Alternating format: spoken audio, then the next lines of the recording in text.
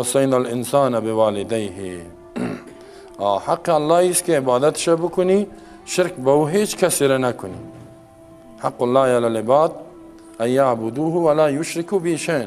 عبادت، اطاعت، بندگی الله، شرک نشه. و اینال از حق بنده ها بسیار کسی که به تو زیاد حق داره، پدرت است، مادرت است، ایره بشناس. و او کسایی که به اینا باز نزدیک است، کاکا است، از طرف پدر، عمه است، فرزنده از او، ماما و اینا، باز همی تو دیگه جامعه دور شده، باز مؤمنین است و انما المؤمنین اخوتون. اینال در حقوق العباد هم میگه ظلم نکنی. و وصینا الانسان بوالدیه، وصیت کردیم، حکم کردیم انسان را با پدر و مادرش به احسان کردن. احسان بکنی، خدمت بکنی، اطاعت بکنی. هر خواسته که داره پدر و مادر به شرطی که مخالف قانون اسلام نباشد و در توان تو باشد اون انجام بده.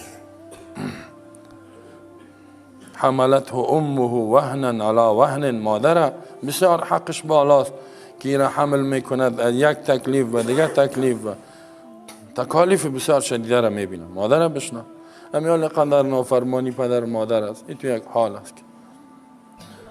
و فصاله فی عامین. در 2 سال مادر تو را جدا میکند. انشکر لی ولی والدیک. خالقت سپاسگزاری بکو، نعمتایش بشناس، مطابق نعمتایش، مطابق حکمش عمل کو و از برای پدر مادر. الی المصیر. به طرف ما بازگشت شما است. عقیده یعنی قیامت، معاد برش میفهمی، دوباره زنده شدن را برش میفهمانی که چطور هستی. از الله بترس. ذره ذره اعمالت پرسان میشه. باز برش میگه و این جاهداک علی ان تشرک بی. اگر پدر و مادرت کوشش کرد که تو شریک کنی به ما لیس لک به علم، کسا و چیزایی را که تو با علم نداری، فلا تطیعهما. دلیل نداری، مشرکی دلیل نداره. پس اطاعت پدر و مادر بسیار حق داره، ولی به گناه امرت میکنه اطاعتش نکن. پس همین قسم شوهر بسیار حق داره به بالای خانم، اما اگر تقاضای گناه را کرد خانم نباید اطاعتش کنه. و همین قسم رئیس یک اداره، قماندان، آمر صاحب بسیار حق داره، ولی اگر مخالف حکم الله دستور میته اطاعتش نمیشه.